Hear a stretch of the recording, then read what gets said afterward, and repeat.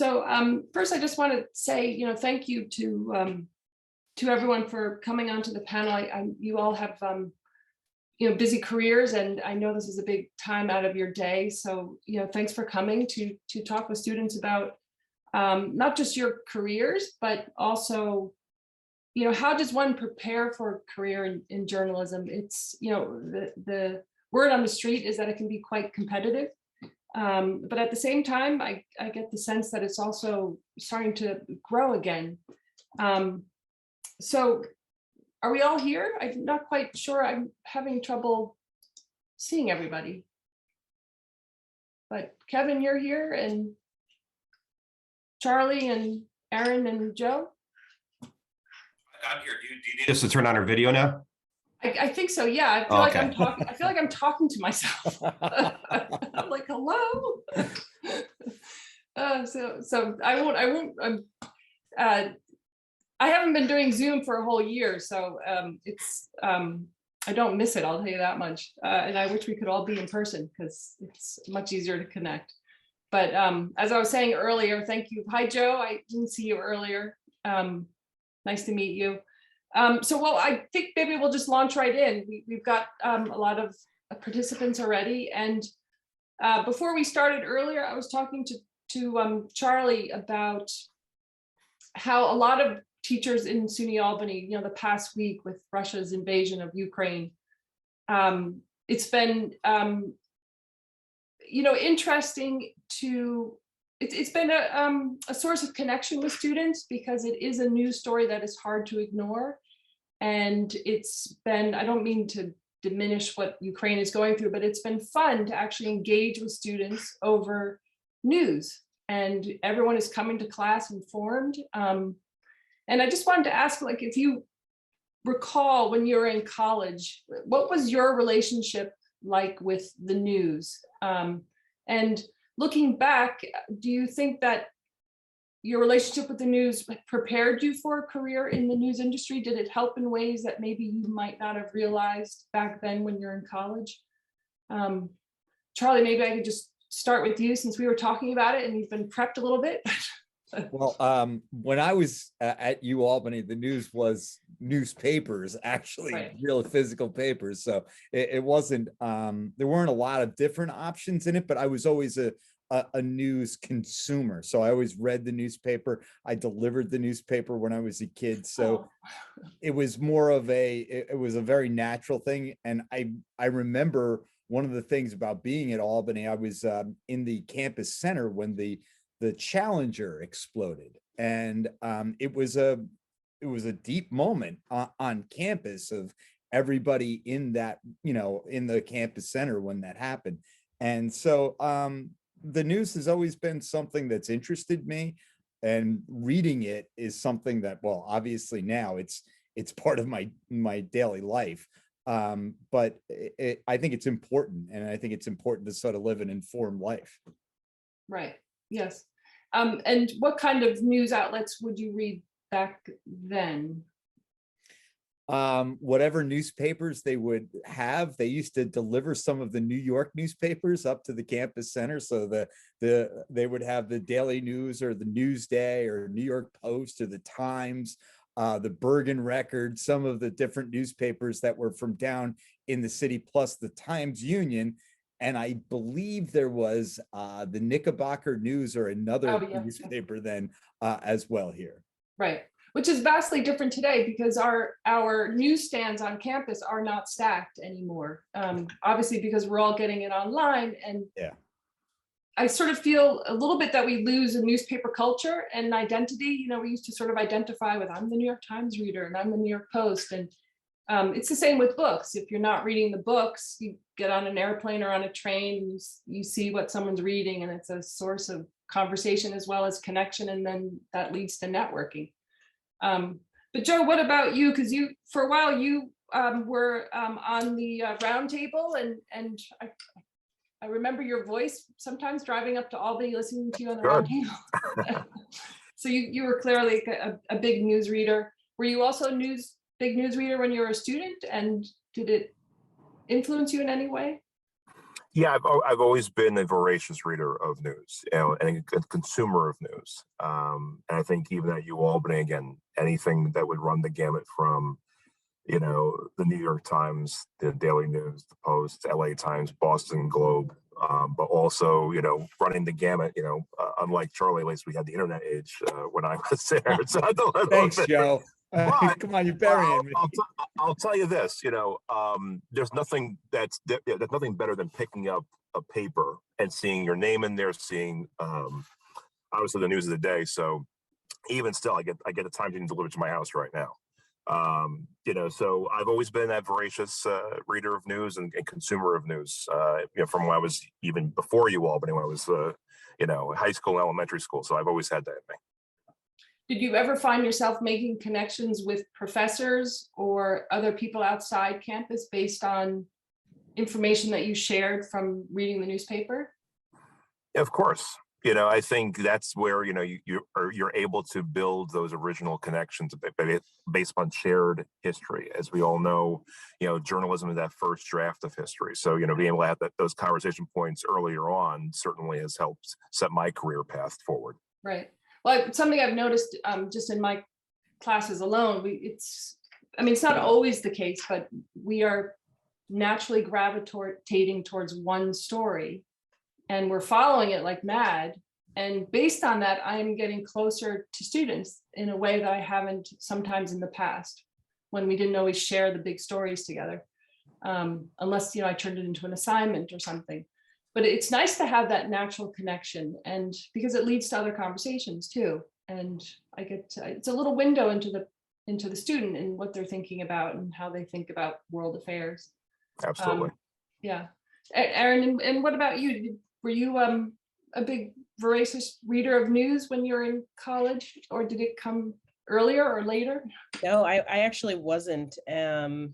Unfortunately, I feel ashamed to say. No. I think in high school, it was one of my teachers that said, you should think about journalism and writing. And I knew that I loved to write.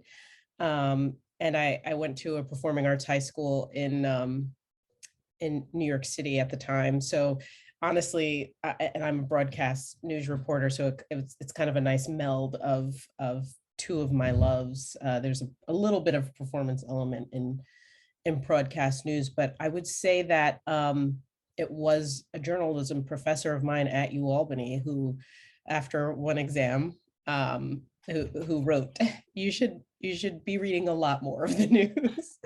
And that was very discouraging and humbling, and I took him up on it and followed his lead and started reading a lot more. And also, when I was a sophomore, the terror attacks happened. Oh, right. Yeah. So that was a real moment on campus where everyone was in the same story. And a large percentage of the students, UAlbany students, are from New York City. And it was just, everyone was looking for news. I remember they wheeled out the biggest TVs they could find and put them wherever, in whatever public spaces they could, because we couldn't get enough of it. And so I think that also changed my perception of how important it was to be on top of the news and current events.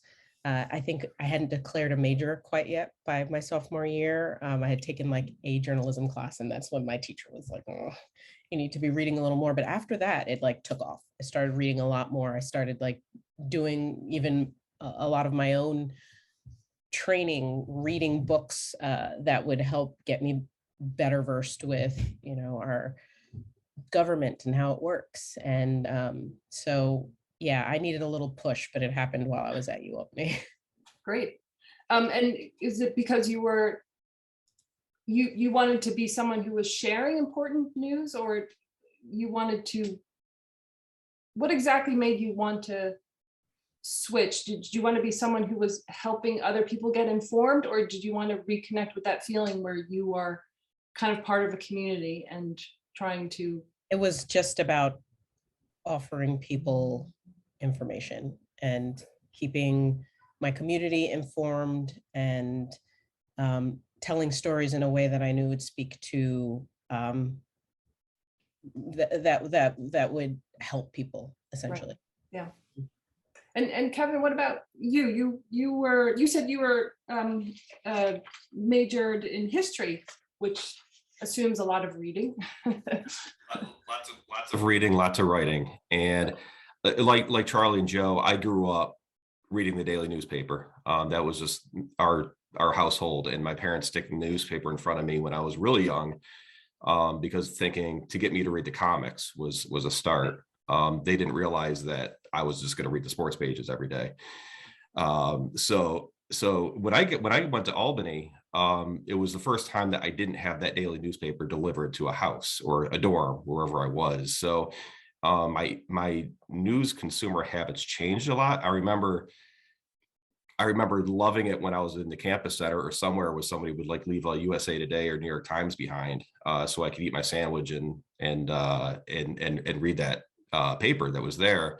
And then I think my senior year, I took a history class where the professor made us all get a subscription to the New York Times for that semester, which was wonderful. And I had a housemate that loved doing the crossword puzzle, but it was that funny crossover while the internet existed in the 90s when I was at Albany. It wasn't the same consumer type a way to consume the news, because you didn't go on the New York Times all the time. I didn't have a phone, I didn't have a computer. We were getting that. So being a consumer was quite different at that time, trying to get the news. And I remember there was that big interruption because it was different from when I was living with my parents. Right. Yeah. I was thinking about who and when was I introduced to the news, and I think it had to do with, if any of you remember the Nina cartoons in the New York Times, the Nina drawings by the famous cartoonist whose name I can't remember. But my dad would, every Sunday, he would be like, "You want to find Nina?" Because he would write Nina in the letters. And, I went from the cartoon, and then before I knew it, I was reading about another country or, another, was it the stock market, which I had no idea what that was all about. So I sort of sense too among students that they may not fully understand it, although they have a desire to, that if they want to succeed in journalism, they have to be very conscientious about what they're reading and how they're reading it, and when they read it, and what to choose to read, because it's very easy to get lost in everything that's out there. But Kevin, I was just thinking, as a history major, what do you remember when you wanted to make the switch from history to possibly a career in journalism? Was there a moment like 9/11 or? I'd like to say there was. It was mostly by accident. When I graduated, I was trying to figure out what I was going to do, and I was pointing toward law or public policy, something in those areas. But like many young people out of college, I needed a job, and I had moved back home, and I saw that there was an opening for a part-time sports clerk position in the local newspaper, the newspaper I had grown up reading. And I said, well, what the heck? I need to do something at this point, right? And so I got the job, and that was in the fall of 1998. And while things have changed with our structure, I'm still really at that same newspaper. And I evolved from that part-time sports clerk. And for anyone on this call that has knowledge of sports agate, that was my 80% of my job was that small print stats and scores, and whether it's high school sports or professional sports, putting all that together. And I just, something connected. It was, I always wanted a job. I always wanted a career where what I did, and not to sound all almighty about this, but I wanted to make a difference. And it didn't necessarily have to be a difference of me knowing I was doing it. I wanted to have a job where those people walking down the street at some point during the day would come upon work that I did. Right. And obviously, journalism, working in media, working in a daily newspaper fits that description perfectly. And I love being in the background. I didn't have bylines every day. I evolved into a copy editor, a page designer, before I moved on to news and became really overseeing the digital components of our sites. But there was just that oh my gosh, like this is kind of what I'm looking for, and being that conduit, bringing that information and putting it in front of people that we thought was important. And how did the skills that you picked up in college help prepare you for this job when you started? The reading and writing and consuming news, being aware of everything that was going on around, whether it was sports or news or whatever.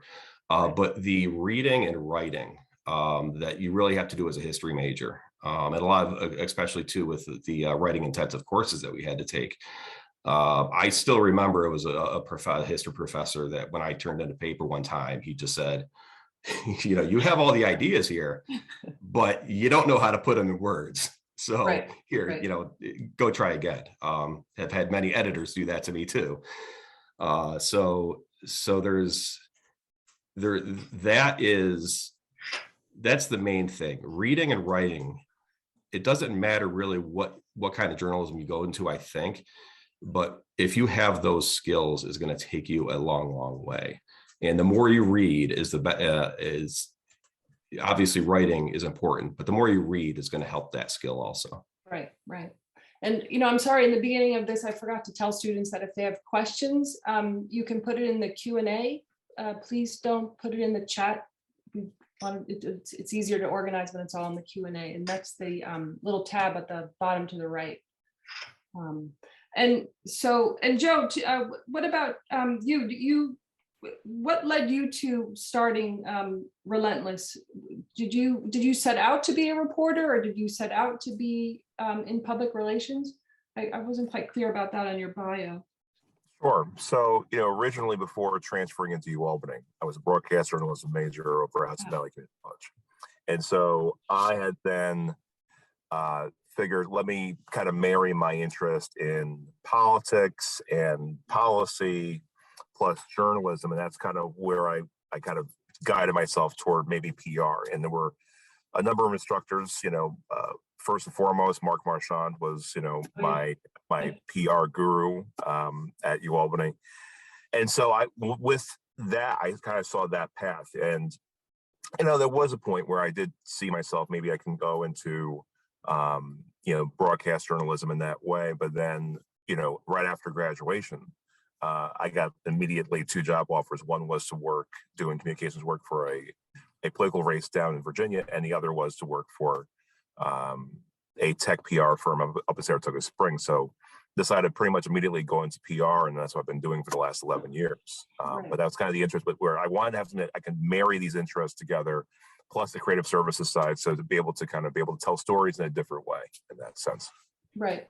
And how was your broadcast career? How did that prepare you for doing the PR work? Is it very similar, the skills, or is I think the key is, you know, whether you were, you know, again, we look at it in terms of like the balance in journalism and PR as pitchers and catchers, right? You still need to be able to tell a story. Right. You still need to be able to do that pitch. And so, you know, I think the preparation that I've got at UAlbany, and certainly just the interest in news, was able to make me be a better, you know, PR consultant. So therefore, for my clients, I can be able to tell their stories in a way that's going to be honest and truthful, and also provocative enough, so therefore it actually can get coverage from there. Right. And what about the interviewing skills involved with PR? Did you have a lot of training at school at SUNY Albany for interviewing subjects in order for them to tell you their stories? I think there was a balance of that. You know, I think between, you know, some of the journalism classes I took at UAlbany, but, you know, I think the one thing that was pretty instrumental at the time was, you know, I was part of a student group, you know, Albany Student Television. And we had different students that would intern at stations, they would intern at papers, and they would bring this information back to the rest of us. So it was really pure-based education at that point. And so, you know, within that community, we really were able to help each other develop those interviewing skills, develop that you know, that background, be able to tell a really effective story, whether, you know, it is on TV or, you know, in print or online. So, you know, translate that to the PR side. How do we tell our client stories in the same way? Right. and obviously be able to pitch that to reporters and editors and assignment desks. Right. So the importance of when you're in college, when you're learning some of these skills, whether they're writing skills in history, to be able to apply them as well, either with Albany TV or the Albany Student Press, or even your own blog, I hear is, it's quite important to actually use it right away. Yeah. Not just there's translatability of all the Right. skills. That's what it comes down to. So no matter where you go, if you're going to go and, work in broadcast news like Erin, or work, in, print journalism and online journalism like Kevin, the skill sets that, myself and Charlie have, you can use them either which way. You still need to be able Right. to tell a story at the end of the day. Right. And Charlie, what about you? You transitioned from the athletic department communications into the ESPN broadcast and having a radio show. What prompted you to make that switch?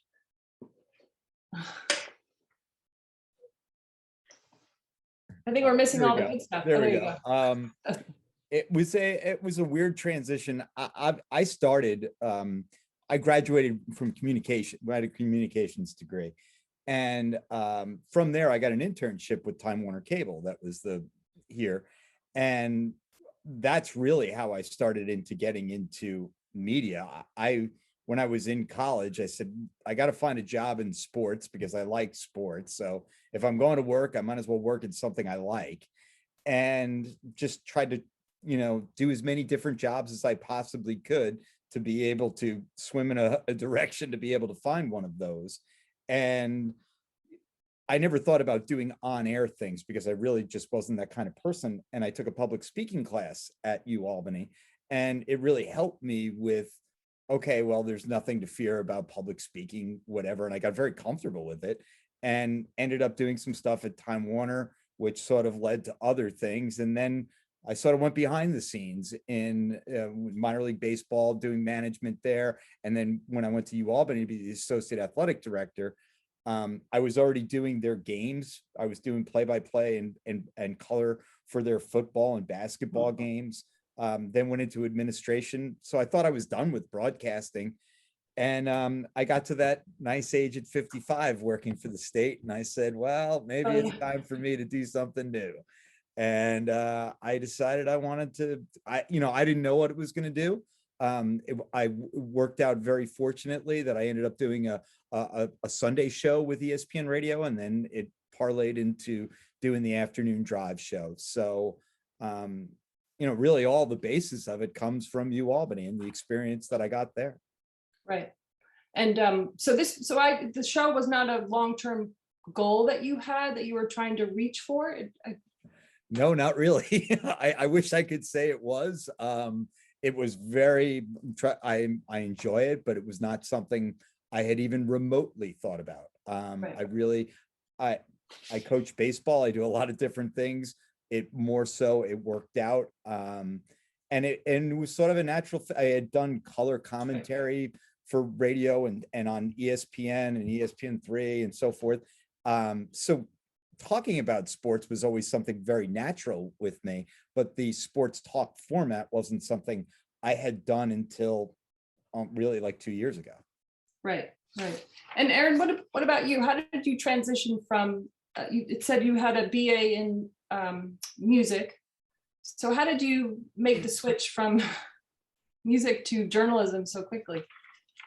I made it at UAlbany. I had come in, honestly, it was because I went to a music and arts high school in New York City. They actually had AP music classes. Oh, okay. So I had quite a few credits, which kind of helped me just finish up a music degree relatively quickly. And I was still kind of searching for what it was that I wanted to do. And, that journalism writing class that I took in high school really stuck with me, that I enjoyed it. And I loved the public service aspect of it. I just loved the idea that I could serve my community and be of use in society in that way. And at the time, and this shows how old I am, but there was not a journalism major. So I actually took enough classes for it to be my major, but had to settle with journalism being my minor. There wasn't a TV station at the time, so you were really lucky, Joe, to have that. But I did have a couple of professors who were really invested in me and helped me find some amazing internships. And I had two, one at then Time Warner cable station called Capital News 9. It's now Spectrum News station. It was YNN for a while, now it's Spectrum News. And then I also interned for the state. There was the New York News Network, and that one was, I think, by far the coolest internship I had. And I mean, it just, when you talk about like finding what you want to do with your life, that was it. They embedded us in with the press corps in the state capitol. I would like squeeze into press scrums. It was one-man band, so I had the camera on me, and I was like, you know, throwing bows with everyone else to get my mic in there and try and ask questions, and the thrill I would get from getting a question in there that I knew was important. I mean, that was it. I was like, done. This is like perfect. And so I think that was it. I had found it through those opportunities, and from professors, you know, helping me see like, you can meld two of your gifts here. I was a vocal performance major initially. And so like taking the two things and doing something really cool with it. And how did you establish the relationship with the professor in the first place? Is it something you did by going to office hours or sitting office in the classroom or tapping them on the shoulder? I didn't like that paper that I got where you like, you need to read more. I was like, I read a lot. And I was like, okay, maybe I can read more. And so just asking, okay, so then what do I do? Where do I go? What should I read? How often should I read? Like, you know, starting the dialogue and showing interest, I think, and then inquiring about, okay, internships and where should I go? And, you know, it was just a willing group of teachers, which was really great. Right. And I also sort of, sometimes I get the impression that students are a little nervous about approaching professors and not realizing that we actually are here to help you. And it's a little bit like the concept of journalism. You have to put yourself out there and ask a question and you will get an answer. And I often try and encourage students to just ask a question. You know, it doesn't have to be about the class. It's about how can I help you? And it will work. You know, I think students tend to be shy. You have to fight for yourself, right? Right. Yeah. And, you know, I wonder, I think I was never a shy person. So maybe that's part of it. I'm a natural extrovert. But, you know, knowing that I knew very acutely, like this was my shot to like figure things out. And if I didn't ask for help now and reach out, then, you know, it would only get progressively harder. So I think I had a real fear of like not having my life figured out by the time I graduated. I also had a very loving, amazing mom who was like, yeah, so after you graduate from college, don't come back home, okay? And I was like, okay, I have to figure this out. Right. But I think she did that for that purpose. I mean, she said if you asked her today, she would deny saying that. I think I remember some of those conversations like, well, okay, if you come home, you know, you'll be charged rent. Right. Like what? Exactly. So, I guess Kevin, for you too. So are you also now in a hiring capacity? Do you often hire newcomers onto your organization? This is I'll raise my hand and say this is one of the biggest struggles as the industry faces all these challenges that we are. I mean, we've had a lot of cutbacks in recent years. And so I wish that we were always hiring. I've actually been in the position now twice in the past 6 months where we were able to hire 2 people. And it's a wonderful process. I went through few periods in the last few years where we had an open position, and then we ultimately were not able to hire somebody in that position. And we were able to bring in 2 young journalists, one fresh out of the Newhouse School at Syracuse recently, which is wonderful. It's wonderful to see the kind of the skills and the experience that that she's been able to bring, and what she's learned from that program, which I'm sure things are similar here in Albany too. But the hiring process has certainly changed, I think, with what we're looking for and what the expectations are. I'll go right out and say that if I'm looking through a list of candidates, first thing I want to see is someone who knows how to write. They can write first drafts very cleanly, and that's a very difficult thing to put in a resume or a cover letter. It's very difficult in clips if you're going in that direction, because that clip might go through an editing process and it's hard to kind of translate. So my one recommendation is anything you can do to communicate to a hiring manager about your skills and being able to write cleanly and clearly very early on in the reporting process is definitely something to try to communicate.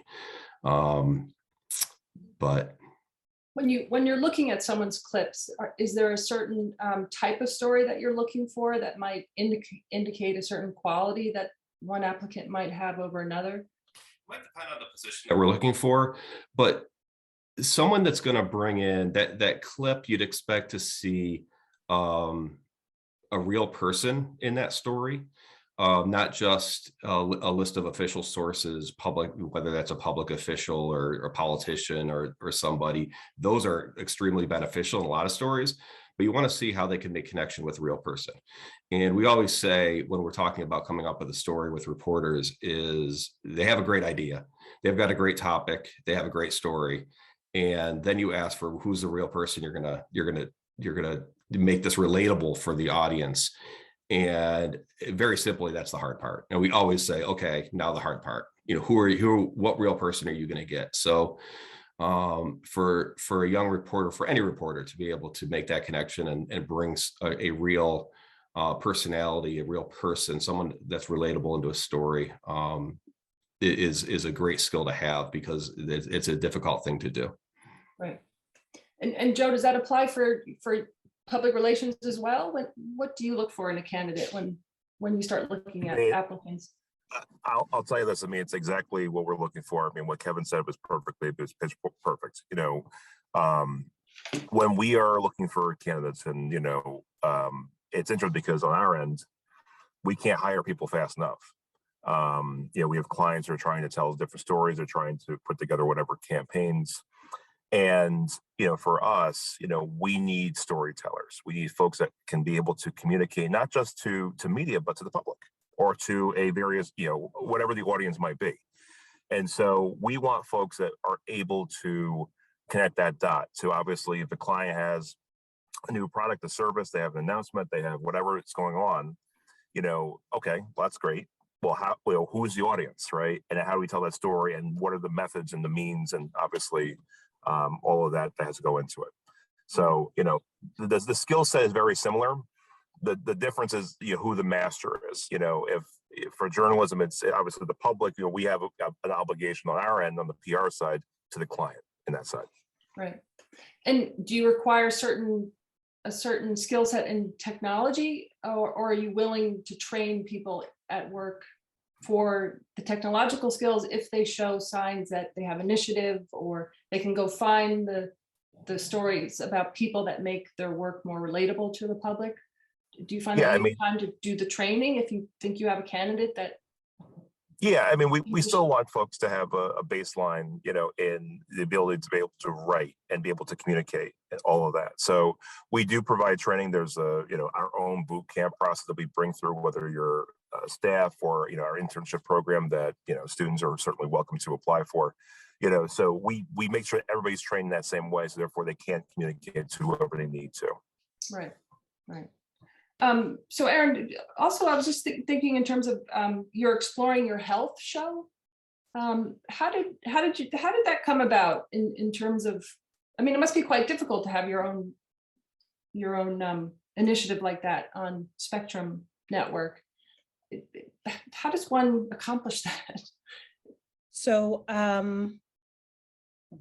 so Spectrum News Network was purchased or created by, I guess, the Charter Communications. Before that, we were a couple of different networks, including Time Warner Cable. While I was New York One's health reporter, I was able to launch a show then called City Health Beat. And that was something that I think my bosses at New York One had wanted to do for a while. So that it was sort of like an idea that had been simmering. And when I became the health reporter, it just sort of clicked for everyone that now was the time to do it. I don't know that I actually thought about having my own show, to be honest. I think I loved having a beat, which you don't always get to do in broadcast. So that was a great joy of mine. I was a political beat reporter for a while, and I loved that. But health was a better fit for me because I don't know that I loved the dog race of politics.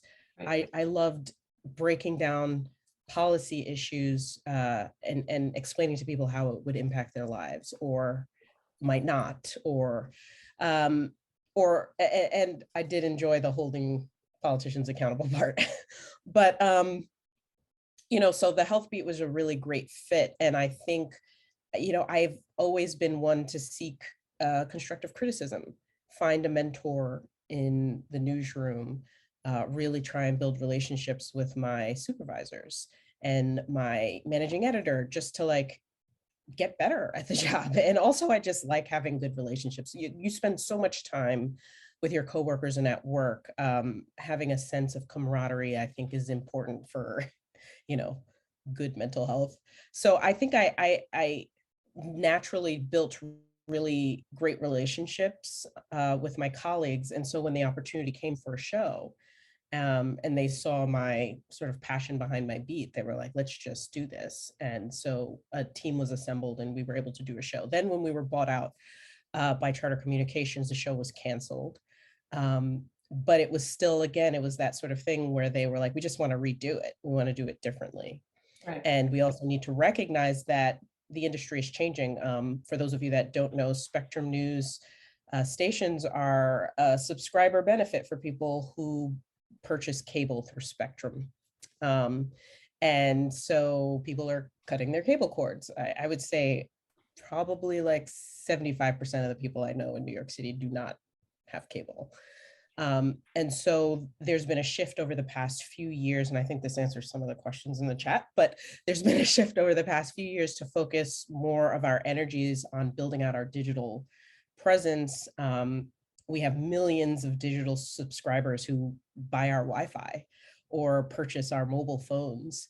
And so we've been building our news sort of apparatus around mediums that are easy for people to access through their phones or through their apps on their smart TVs. And so exploring your health is, I wouldn't even call it a show. It's not at all a format where someone clicks it on and I'm talking to them for a half hour or for an hour. We come up with really broadly applicable public health problems or issues that we need to delve into. And then we try and do it in a pretty beautiful way. It's sort of like I get the chance to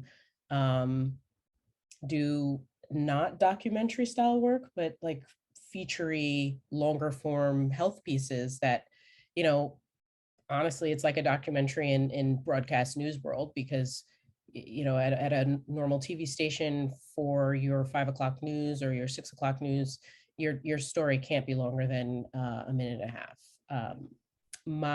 Which is, you all know how hard that is to really dig into an issue with such a short amount of time. My exploring your health pieces range anywhere from 5 minutes to 10 or 12 minutes. I can do 3 7-minute pieces as part of a series that kind of have a nice arc, and connect them together if it's a very major issue. And I sort of introduce some of the pieces as if it were a show to draw people in. Right. But I don't always. So it's very fluid just based on what that story calls for. But people like to watch well-produced, pretty news pieces where it feels like, work has gone into it. And so that's more what exploring your health is. And I think that's a very long-winded answer, but I think it was just, again, building relationships, finding a balance when, talking to bosses and finding a mentor between highlighting your strengths and also showing humility about areas of growth that I might need. It's saying, I know I'm weak in this area. How can I get stronger here? Or what are some opportunities around the newsroom I could have to get better at this skill? And so just having a willingness and being sort of intrepid with story ideas, just coming in, always have a cachet of stories. Right. I have like a never ending list that I'm constantly updating of stuff that I want to tackle. So when asked, whenever there's these pitch meetings or whatever it is, I could be like, well, what about this? What about this? I could tackle this, and that again goes back to what we've been saying since the beginning, read. Right. Yeah. Well, I mean, I think a lot of story ideas come from what you read on the national level, and you can either localize it or you can fine tune it for your beat. If it's a health beat or. Yeah. Well, if you have a beat, I think also I try not to rip from the papers too much, which I know happens a lot in broadcast, but once you have a beat, you really start to build amazing relationships with people in that field, right? And so oftentimes a lot of my story ideas come from when I'm out on one story and then I get into a really amazing conversation with a researcher or a patient. And then I'm like, okay, well, we're going to talk about that again a little later. And then I do a little research on that issue and I'm like, this is great. We've got to tackle this. So, and it's also of people who I've interacted with over the past many years who reach back out and say, I think this is something you'd really be interested in. So it's a nice virtuous cycle. Right. And also just, Charlie, sort of relates to with when we were talking earlier about sports. I mean, often when you're covering sports, often like other sorts of beats come into play too. And you're not just covering games, you're not just covering games and not just the players, but often sports coverage bleeds into other issues, which also comes back to just, reading widely and reading deeply as well. I think it's like anything else. It's like preparation, and you can't, I'm on for 4 hours a day. So it's very difficult not to be prepared. We rehash a couple of stories, but it's a lot of preparation. And I think, as Erin explained in her piece, the amount of preparation that goes into a 7-minute piece would blow people's minds. They have no idea of how long it takes to produce that kind of stuff. And Kevin, the same way, Joe, obviously with campaigns, people see it and they're like, oh, it's a 30-second commercial. They have no idea how much time and effort goes into it.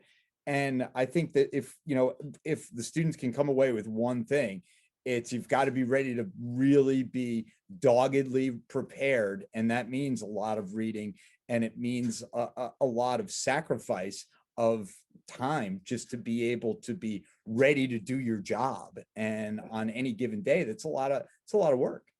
Right. Well, there's also a lot, as you said, there's a lot of work that goes into this job that never gets published. So yeah, if you're writing an article, your notes will be this much and your article's this much. You always need more research than you may think you need, because right.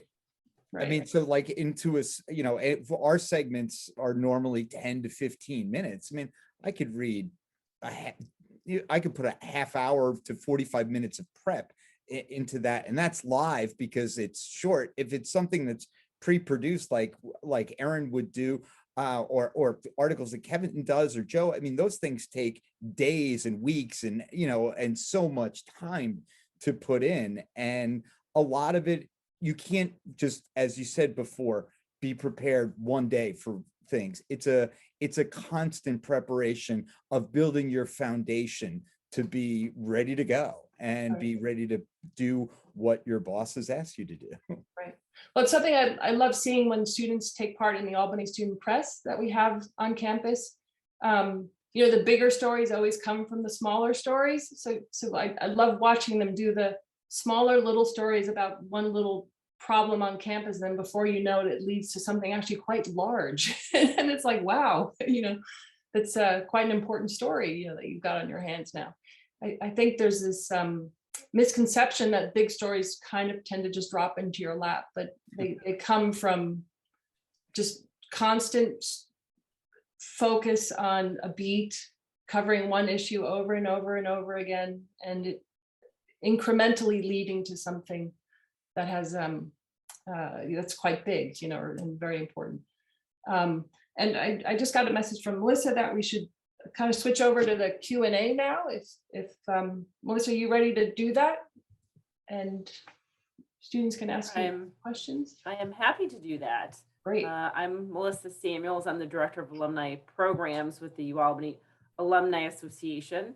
And I'm just going to go ahead and step in and help a little bit with manage the Q&A. So we've got a number of questions, so I will kind of throw them out there. We have two that are similar and kind of reference the question of trust in the media. So Jane wants to know, what do you see as the impact of the erosion of trust in the media that's taken place recently? And a similar question is, you know, have you found yourself needing to defend your credibility as a journalist? So would like to answer that question. I can start. I think being in that traditional print media, although we try to say, you know, that's the print is phasing out as we're going more digital, but definitely a challenge. And have we ever had our credibility or my credibility questioned? I mean, in different ways, yes.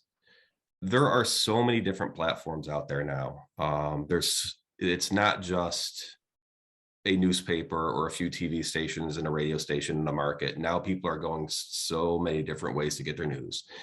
And that news isn't always credible. And yes, I'm saying that. I'm saying our news is credible. Of course, everyone will say that, but it's a challenge to try, especially with social media. I know there's a question in there about social media too.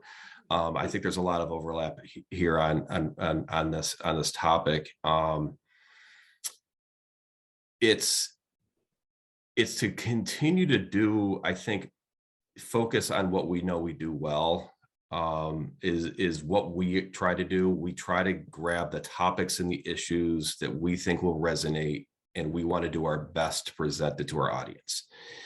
And there's going to be detractors, and they're going to be loud. But we feel that the more we do it, the better stories we produce will give us that credibility. I think even though it is one of the biggest challenges, I think also the loudest people are the people questioning the credibility, and the detractors. The percentage of those people might be quite small, but they are loud, and it's difficult. It's really difficult to navigate that. I don't know if I answered that question really well, because we're still trying to figure out, you know, where to go from here.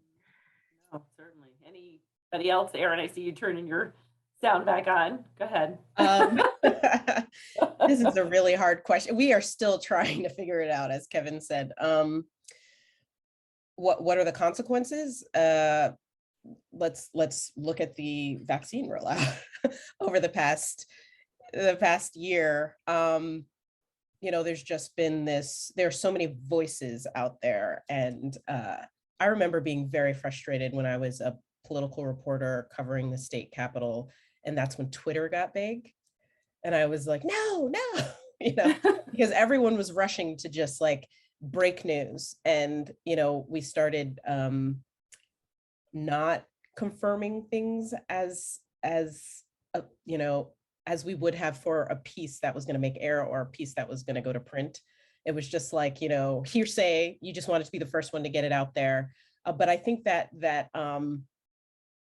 you know, we in the press have gotten better about that in terms of what goes out there on Twitter and in social media. But now there are so many other voices in those spaces as well. So it really makes it hard for people who don't know better how to decipher what to trust and what not to trust. And I don't know, one of the things that I think help is just providing people more so with the sources of where you're getting stuff from, where I feel like when I was in journalism classes and when I was doing internships and just starting out, and maybe it's because the technology wasn't there, but you weren't linking to source material in pieces. And now if you look at a news story printed, whether it's on a news station's website or print digital piece, there's like 5 different links to the study where they got it from. And that, you know, and so these are sort of the ways you're seeing the credibility built back up, I think. But it really is quite a struggle. I've, over the past year or two, have been confronted by a lot of people, especially with the pandemic and you know, how stressed people are and worried and scared. People confronting me about, well, where are you getting that information from? And luckily I can tell them, but these are very, you know, these are tense times. We're a very polarized country. But I think what we've found is that there is still a lot of trust on the local level with media, and that people tend to, when they're watching national news, like go to more their base. But then when it comes to what's happening in their communities and locally, they will they tend to trust their local newscasters more because they're like neighbors. And so that's been a really, I guess, silver lining to this whole thing, that it because my stations are all locally based, we've been given the opportunity to reach out still to people and still provide a service that they trust. So again, like Kevin, I don't know if I answered the question, but we're all still grappling with this. Gotcha. Charlie or Joe, do you have anything you want to add to that, or? No? Okay. We haven't, no, Charlie, your sound's off. I said, no one trusts me. It's sports and it changes all the time. So I don't know what to say. I mean, that's what we'll use as the news source. So, all right. Well, I think that the news industry is going in a direction where they are explaining their work more readily now. I mean, we have public editors, and the Daily Show and the New York Times is always having the reporters on discussing how they found their sources, what they thought about the sources. And I think, you know, over time that hopefully will have an impact. And increasingly we are a check me profession, not a trust me profession anymore. We don't have that attitude. Very honestly, I mean, that's our whole show is based on like having reporters on. We have reporters that cover as their beat. So if it's on a certain team or whatever it happens to be, those reporters are our source. And because they sourced it from somewhere, and it gives us the closest thing we can say to, it's not my opinion, this is somebody that actually covers this. So yeah. Erin, you touched on this a little bit, but one of the questions had to do with social media and how it's changed the way news is both distributed and consumed.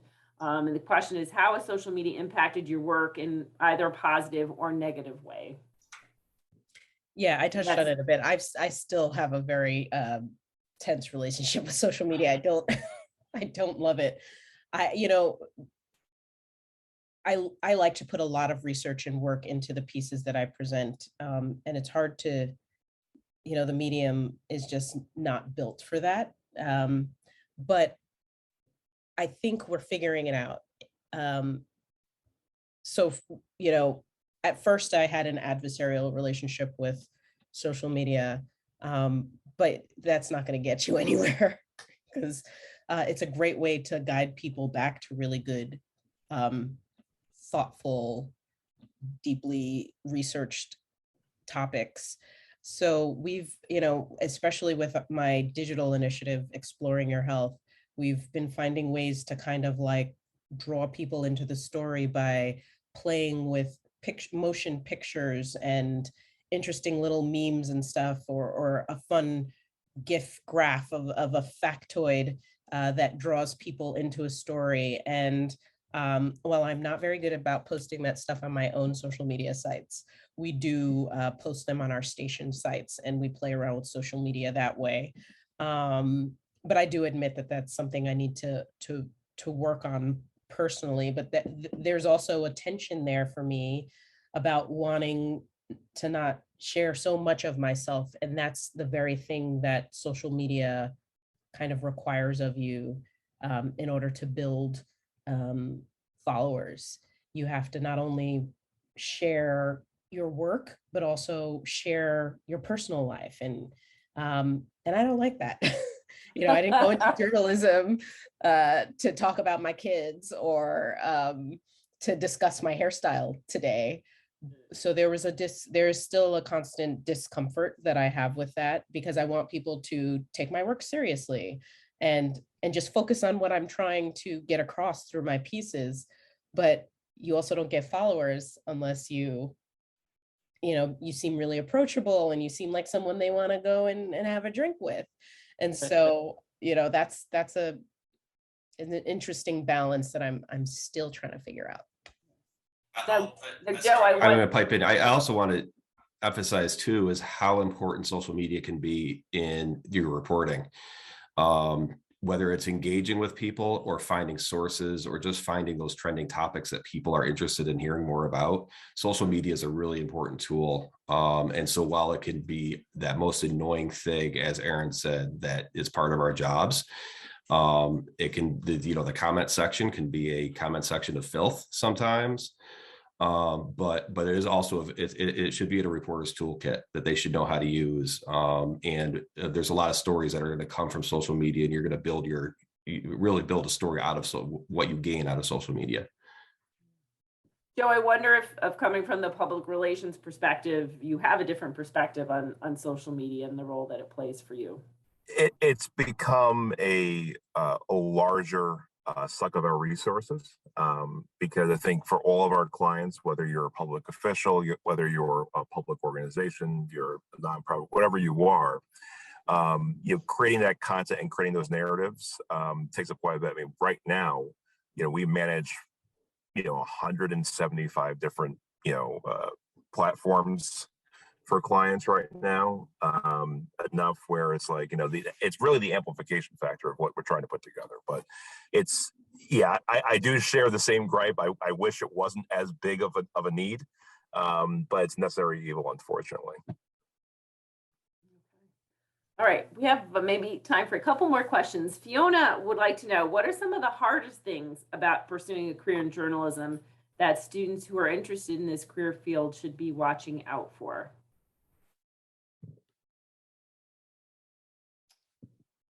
Come on, our jobs can't be all roses. A little it's bit challenging. Sort of what Kevin was speaking about earlier. It's so competitive out there, right, Kevin? You were saying that. Yeah, it is, but there are a lot of jobs now out there that you can go to. And I will say this, coming from living in a community where sometimes it's hard to recruit journalists to come work for us. A lot of journalists are, gravitate toward the bigger markets. Right. They gravitate toward New York City, they gravitate toward Washington, where the news is. There's a lot of smaller markets out there where you can get footing and you can do a heck of a job. And it might not be appealing at first when you're looking at it. And it could be tough. If you're going to be moving away from family, if you're going to be moving away from your community, making that move to maybe a smaller place, it might be tough. But it could also be the right fit. So don't be, you should always look at where you're going to go, make sure it's the best fit for you. But I think there's opportunities out there, and that could be a good fit, and it will be a great launching pad for your career. I think local newspapers too, when you work at a local newspaper, you are exposed to different kinds of storytelling as well. You have lots of different experiences across the board.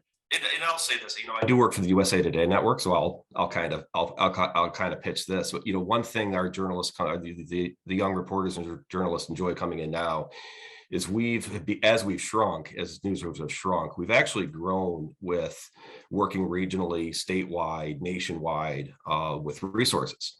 So we have reporters in little itty bitty Hornell, New York, who might be working with a reporter in Rochester, might be working with a reporter in Westchester, New York City, and could also be working with somebody who's centered in with USA Today, whether that's an editor, another reporter, maybe even a digital designer that's building out a bigger story that we're trying to do. So we try to bring those resources into the smaller sites to help. And we're, we find just a lot of the reporters just love that. They love the fact that, yeah, they might be stuck in this little town, but they know that what they're doing is they're getting help from elsewhere. And I don't think that's just unique to us. I think there's a lot of other companies that are doing similar things. I know there's TV stations that are doing similar stuff like that too. They're drawing in those resources that they need. Great. Let's wrap it up with one question, and I'd like to hear from everybody. What's one practical piece of advice that you would give to journalism students contemplating this career? Who wants to take that? Who wants to start? I'd say make sure you know Excel. Spreadsheets can be your friend, and a spreadsheet and data in a spreadsheet, it can get you places. Charlie?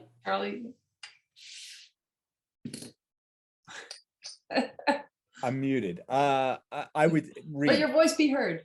Read a lot and be prepared. I think the worst thing, and you talk about hiring or anything else, is when someone fakes it and they're not prepared for that moment of time. A lot of the time when you're going on an interview or you're going to meet with someone or you're doing an interview with someone, they're taking their time. So if you're going to go interview somebody and you're not prepared with what that person knows and the work that they've done, you're wasting their time and you're wasting an opportunity that you have to impress upon somebody your knowledge on a subject and their appreciation of you reading what they have prepared. So they want to do a better job with you in the interview. So the more you can prepare, the more you can read, the better off things are going to roll for you. Erin, you want to take a shot? There were so many things that were flowing through my mind. I think one thing is learn how to listen. I think a lot of times, especially as new reporters, and this was something I found myself doing, I knew I had to hit on, a few questions, and I found myself not actually listening to the answers, but like, okay, what's my next question going to be? Because I want to make sure that it looks like I know what I'm going to ask next. So really just listen, because the best interviews happen when it's a natural flowing conversation.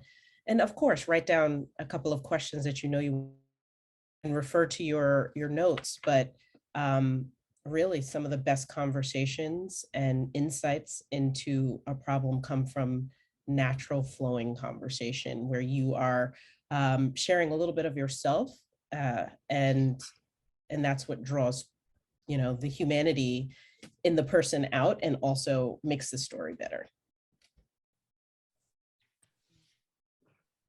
Joe, what about? I would say this: network, connect with obviously your fellow classmates. You never know if they might source down the road.